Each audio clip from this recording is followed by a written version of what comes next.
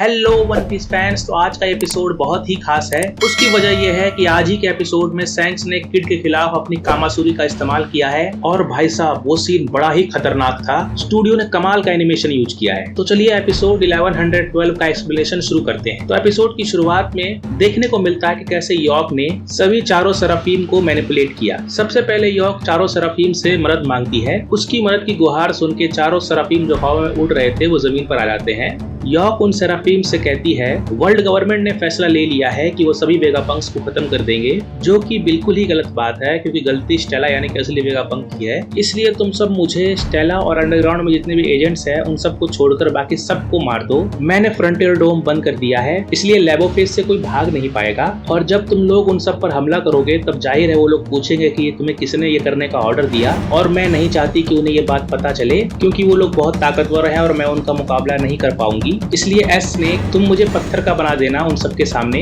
और जब उनकी नजर ना हो तब मुझे वापस से ठीक कर देना। जिसके बाद सभी सेराफीम इस मिशन को एक्सेप्ट कर लेते हैं और हम समझ जाते हैं कि सेराफीम इस तरह का व्यवहार क्यों कर रहे हैं। दूसरी तरफ फेब्रियो फेज में एगहेड के वासी एगहेड को छोड़कर भाग रहे हैं और PX3 पूरे आइलैंड को अपनी कमांड में ले रहे हैं। उसके बाद सीन एल्बाफ पे शिफ्ट होता है जहाँ किड अपने साथियों से कहता है मेरे साथियों क्या तुम सब तैयार हो, हमारा अपोनेंट रेड हेयर है जो कि एक और योंको है, इसलिए मेरा साथ दो, भले ही मेरे साथ देने का मतलब मौत ही क्यों ना हो। तभी रेड हेयर के साथी पायरेट्स किड को घेर लेते हैं और वो उससे बारी बारी कहते हैं कि वो सब मिलकर उसे रेड हेयर को छूने नहीं देंगे। मगर तब किलर कहता है कि ये सब अंडरलिंग्स हैं और ये रेड हेयर के अलाइज हैं। दूसरी ओर शैंक्स शिप पर चढ़ने जा रहा होता है, तभी उसके और अलाइज पार्टनर्स उसे रोकने वहाँ पहुँच जाते हैं। वो लोग उससे कहते हैं कि बॉस हमें छोड़कर मत जाइए, आपको लड़ने की कोई जरूरत नहीं, हम उसे संभाल लेंगे। तब शैंक्स कहता है हमारा नाम बहुत बड़ा है और हमें उस नाम की हिफाजत करनी ही होगी, इसलिए मुझे जाने दो। इतना कह के शैंक्स शिप पे चढ़ जाता है। शिप पे चढ़ने के बाद उसोप शैंक्स से कहता है तुम्हें लगता है कि इसके वाहनों के घाव भर गए होंगे। तब शैंक्स कहता है मुझे तो यही लगता है और वैसे भी वो लड़ने के लिए तैयार है। उसके बाद होंगो उसे कैप्टन किड की जानकारी देता है, यही कि वो कहाँ से था, अब तक कैसे पहुंचा, उसके पास कौन से फ्रूट की पावर है वगैरह वगैरह। दूसरी तरफ किड किलर से पूछता है हमें कितनी शिप्स ने घेरा हुआ है। तब किलर कहता है टोटल 9 है और कुछ के फ्लैग्स बहुत पॉपुलर हैं। उसके बाद किड अपनी पावर का इस्तेमाल करता है और कहता है मुझे फर्क नहीं पड़ता कि अपोनेंट कौन है, मैं उन सबको 10 सेकंड में खत्म कर दूंगा डैम्ड पंक की मदद से। और हम देखते हैं कि उसका कैनन तैयार हो चुका है। किड डैम्ड पंक का इस्तेमाल करने ही वाला होता है, तभी शैंक्स को विजन दिख जाता है। वो किड के हमला करने से पहले ही देख लेता है कि वो कितनी ज्यादा तबाही मचाने वाला है। उसे देखने के बाद शैंक्स तुरंत हरकत करता है। वो ड्रॉगी और ब्रोगी को तैयार रहने के लिए कहता है और तुरंत अपनी शिप से पूरी ताकत से कूदकर दूसरी शिप के ऊपर जाता है। और ऐसे ही एक शिप से दूसरी शिप पर कूदता हुआ वो सीधा किड के शिप के पास पहुंच जाता है।